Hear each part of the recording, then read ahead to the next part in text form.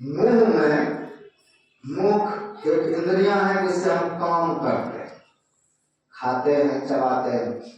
जी से रसास्वादन लेते हैं, तो जी से कैसा रस लेते हैं? तमोगुणी, रजोगुणी, सत्वगुणी। तो जी से रस हम ग्रहण करते हैं, पानी पीते हैं, जूस पीते हैं, शराब पी लेते हैं। तो जी से पीना हुआ, और दूसरे शरीर में इंद्रियां हैं जिससे हम उस रस का त्याग करते हैं। तामसी रस अगर जी को दिए तो आपकी इंद्रियां तमोगुणी से भरेगा, पशुओं की तरह बेलगाम चले। तो जिसने जी को बस किया उसी के जननेंद्रियां भी बस होगी, वो काम के लिए उतावला नहीं होगा। इसलिए जी को सत्व गुणी रस प्रदान कीजिए ताकि आप इंद्रियां आपको बेचैन ना करें। इसलिए सत्व आहार इसलिए करने के लिए कहा गया कि सात्विक जी रहेगा, रसना रहेगा, तो सात्विक जननेंद्रियां होगी। भगवान श्री राम वनवास काल में भ्रमण कर रहे थे, लक्ष्मण जी उनके साथ, और भगवान शिव बिल्कुल नंग धड़ंग तपस्या में तल्लीन थे। तो राम जी पहचान गए कि भगवान शिव हैं। कहा लक्ष्मण जाओ इनके पास कुछ ज्ञान लेकर के। तो लक्ष्मण जी गए कि हे योगीराज हमको कुछ ज्ञान दो। तो वो नाचने लगा, नंग धड़ंग खड़ा होकर, एक हाथ से अपना जी पकड़े, दूसरे हाथ से अपना इंद्रियां पकड़े, नाचे खूब। तो लक्ष्मण जी को बड़ा बुरा लगा, तो मैं ज्ञान पूछना और ये नंगा नाच कर रहा है। तो राम जी को जाके कहा कि किसके पास भेज के वो नंगा नाच करता है? अरे जाओ प्रेम से पूछो। 2-3 बार गया तो भगवान शिव क्रोधित हो गया, मैं तुमको ज्ञान नहीं दे रहा, ऐसे में क्या ज्ञान है, आप नाच रहे हो जी पकड़। मैं ये समझा रहा हूं जिसने जी को पकड़ लिया वही अपने इंद्रियों को पकड़ सकता है। जिसने जी को बस में कर लिया उसी की इंद्रियां कामुक नहीं होगी, वही साधना के मार्ग में आगे बढ़ पाएंगे। उसी से भजन होगा जिसका जीव संयमित है, बोलने में, खाने में, पीने में, सब चीज। तो एक को पकड़े दूसरा अपने आप पकड़ा गया, दूसरे को टेंशन नहीं देना, बस एक को जी को संयम कीजिए और रसना को, तो अपने आप इंद्रियां शांत रहे। तो जिसने ज्ञान इंद्रियों को बस में रखा तो कर्म इंद्रियां अपने आप बस होगा। 5 ज्ञान इंद्रियां बस कीजिए, 5 कर्म इंद्रियां बस हो गया। अब मन को तंग करने वाला कोई नहीं, तो मन अपने आप बस में रहे। इसलिए शम, जिसने शम का साधन किया का उसके लिए एक पहरेदार अपराधी हो गया, अंदर चाहिए। दूसरा है विचार, ऐसा विचार हो जीवन, ऐसा विचार हो, कहा रमणीय संसार भयंकर महाभारत का विचारवान के लिए संसार कैसा है? संसार भयंकर है का जैसे सर्प है। सांप को अगर आप छूपिएगा तो उससे ज्यादा कोमल कुछ नहीं दुनिया में। सांप को कभी छुए हैं? इतना कोमल सुख लगता है, कोमल है, शीतल है। क्या उसका डंक शीतल है? तो का संसार सांप की तरह है। सांप जैसे ससरता है, वो दौड़ता नहीं, सांप ससरता है। आप मुट्ठी में लीजिए, मुट्ठी को ससर के निकल जाए, इतना कोमल है। उसमें पैर नहीं है, इसलिए उसको काल कहा गया, तो बिना पैर के चलता है।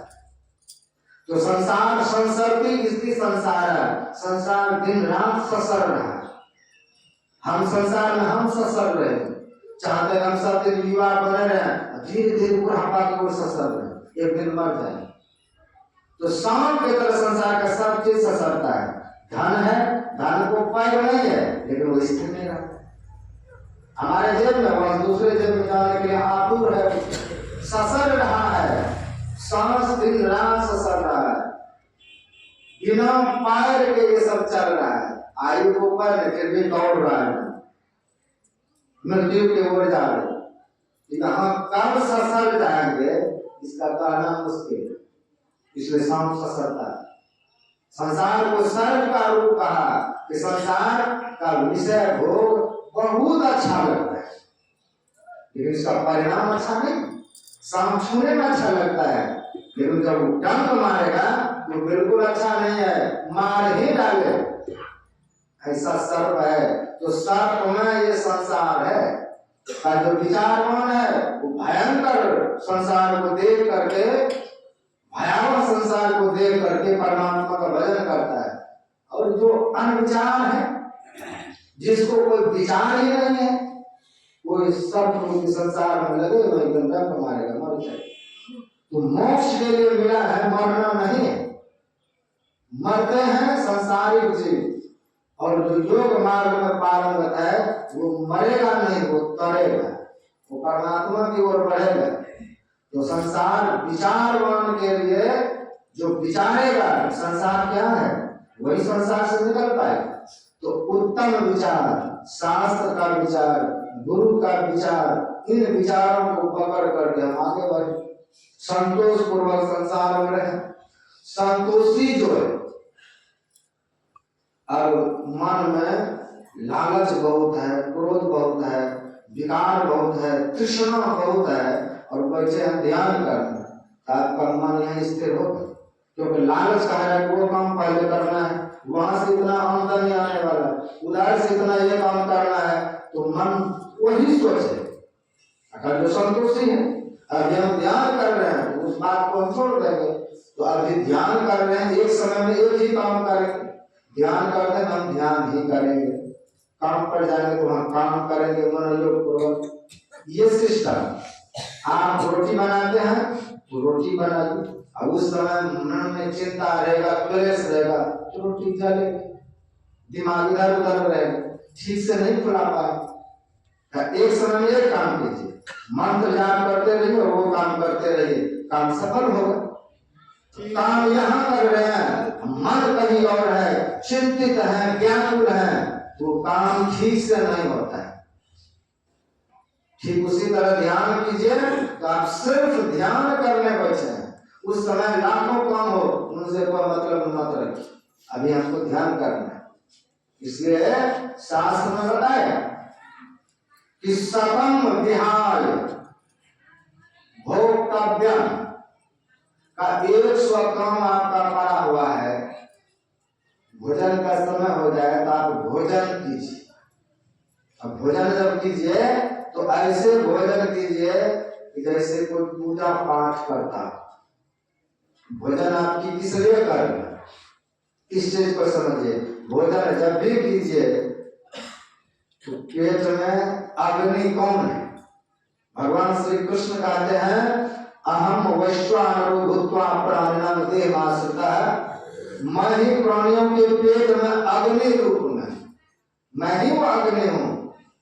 जो मनुष्य खाता है चतुर अन्नम का, चार तरह के चीज हम लोग खाते हैं, एक चबाने वाला, एक चूसने वाला, एक चाटने वाला और एक पीने वाला, यही चार तरह की चीज है। चतुर अन्न सबको मैं ही पचाता हूँ। तो अग्नि जैसे भूख लगे तो समझिए भगवान मांग रहे खाने के। भगवान अग्नि जब प्रज्वलित होती है तभी आपको भूख लगती है। तो जब भगवान को दे रहे, जैसे हवन कुंड में अग्नि प्रज्वलित हो गई, तब हम लेते हैं जौ तिल घी और कहते हैं इंद्राय स्वाहा, कहते हैं वो भगवान को ही हम दे रहे हैं। अब भीतर में जो अग्नि प्रज्वलित हुई तो गुरु मंत्र का जप कीजिए और मुख में डालिए, तो भगवान को दे रहे हैं। तो भगवान जब मांग रहा है तो उसको क्या देना चाहिए? अच्छी चीज, सात्विक चीज, सुगंधित चीज, उसको खराब नहीं देना। क्योंकि आप भजन कर रहे हैं, ये सबसे बड़ा भजन है, ये सबसे बड़ा यज्ञ है कि आप एक एक कौर मुंह में डाल रहे हैं, उसके साथ मंत्र का जाप। ये सबसे बड़ा आपका यज्ञ है कि हम भगवान को एक एक कौर हवन कर रहे हैं। हिसाब से हवन करना है, इसको तामसिक यज्ञ नहीं बनना। क्रोध के साथ खा रहे हैं, लोभ के साथ खा रहे हैं, मोह के साथ खा रहे हैं, नहीं, उसको मंत्र के साथ खाइए। एक बार मुंह में डालिए, जितना बार चबाते हैं जब करते जाइए, खाते जाइए, जब करते जाइए, खाते जाइए। ये यज्ञ कर रहे हैं।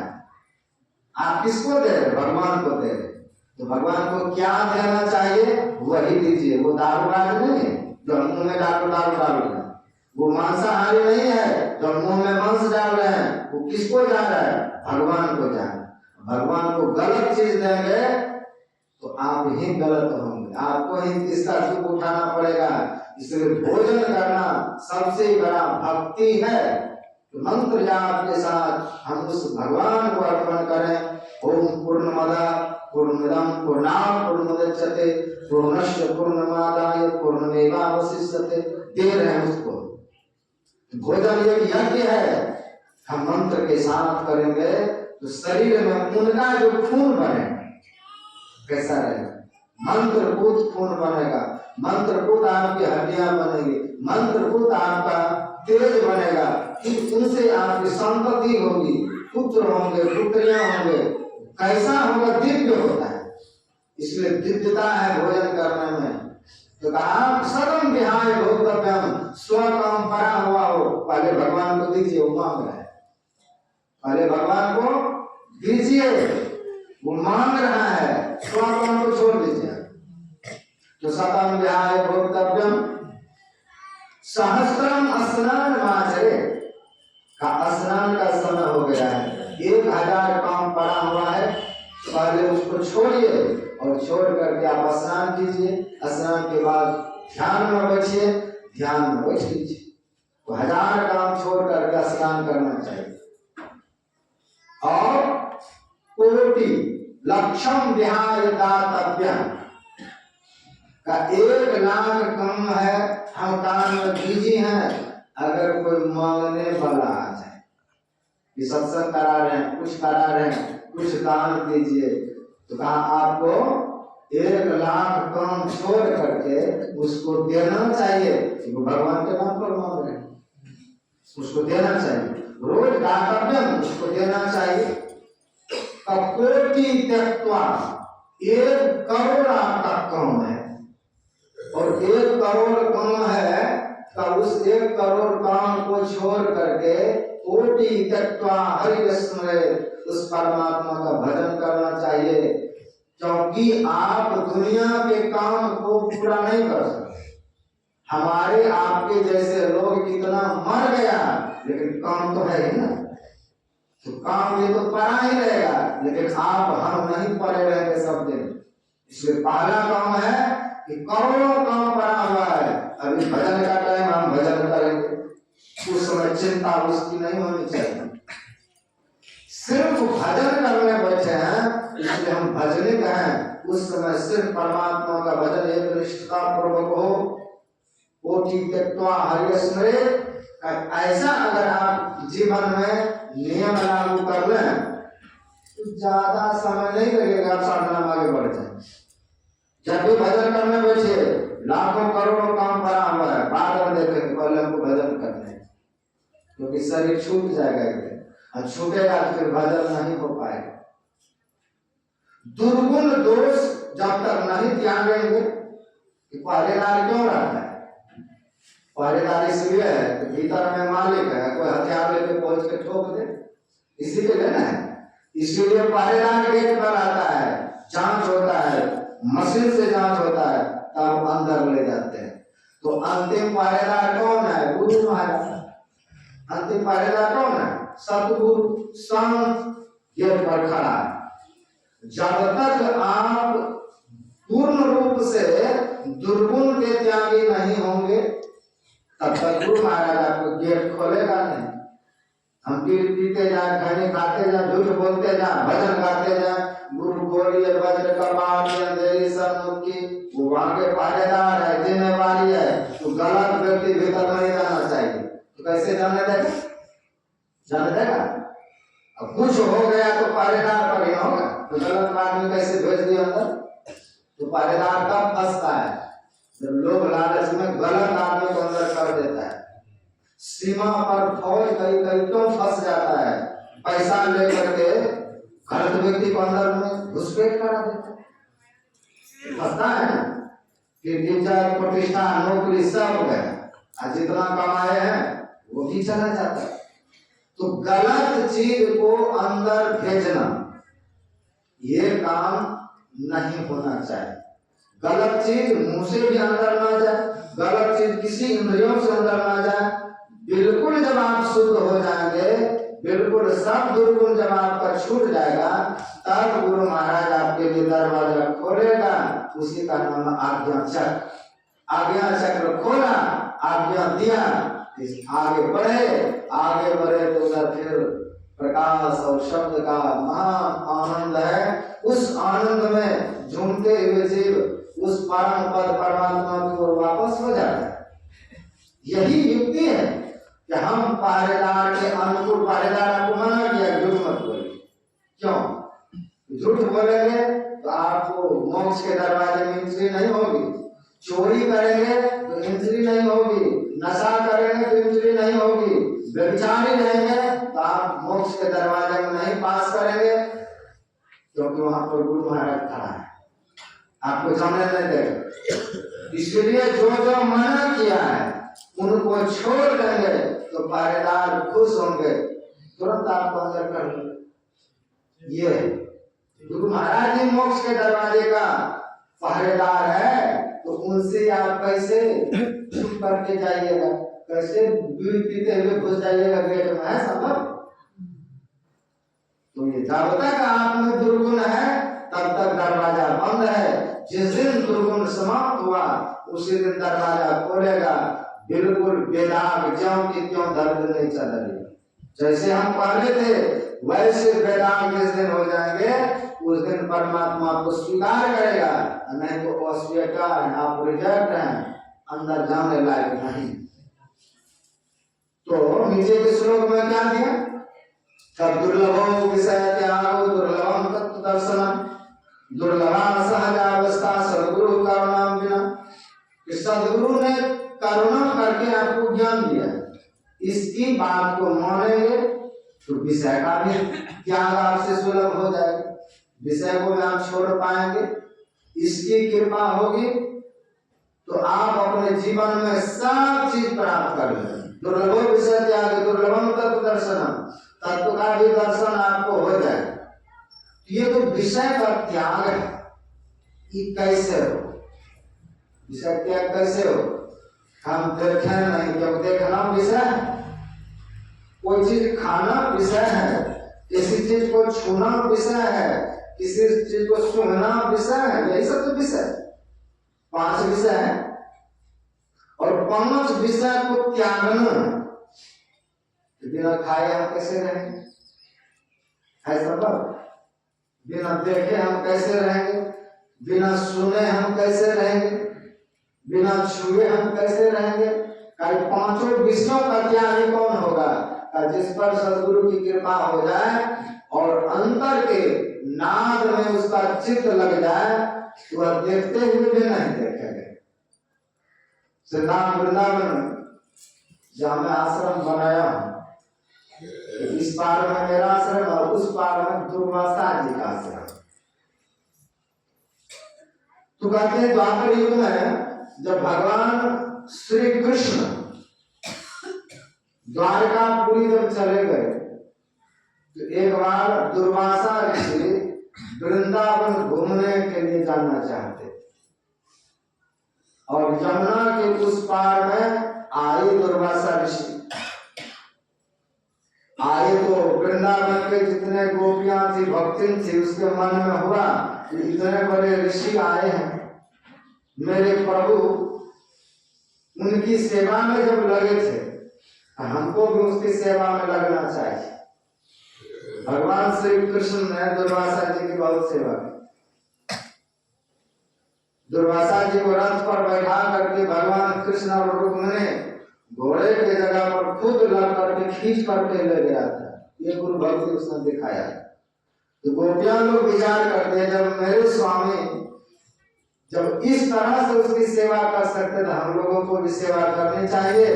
दुर्वासा जी आए हैं तो माताओं ने सुंदर सुंदर भोजन बनाए, थाली में ढक करके चाहे कि यमुना पार जाकर के दुर्वासा ऋषि को भोजन करा आएंगे, इसी उद्देश्य से चले। लेकिन जब यमुना किनारे पहुंचते हैं तो यमुना में तूफान वेग है,